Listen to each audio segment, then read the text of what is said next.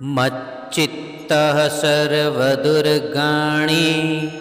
मत्प्रसादात् तरिष्यसि अथ चित्त्वमहङ्कारान् न श्रोष्यसि विनङ्क्ष्यसि। बंधुगण पूर्व श्लोकरे कौन करणीय ताहार उपदेश देवा परे श्रीकृष्ण तांको उपदेश पालन करिवार उपकारिता एवं ताहाकु अवमानता करिवार दुष्परिणाम विषय रे कहउछंती।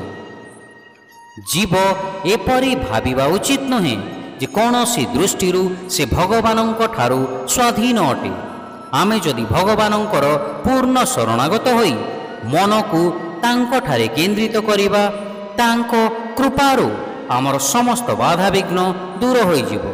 किंतु जदि अहंकार वशतः आमे तांकर उपदेश को अवमानना करिबा एवं भाविबा जे भगवानंकर एवं शास्त्रर शाश्वत ज्ञान ठारु आमे अधिक जानिछु, ताहेले आमे मनुष्य जीवनर लक्ष्य हासिल करिबा दिगरे विफल हेबा।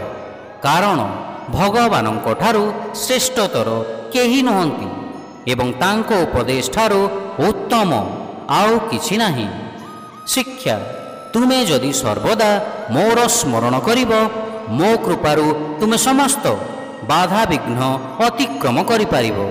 किंतु जदि अहंकार वशतः तुमे मोर उपदेश ग्रहण करिब नाही तुमर सर्वनाश हेबो।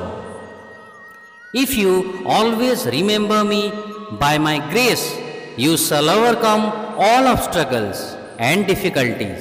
But if due to pride you do not listen to my advice, you will perish. Hare Krishna.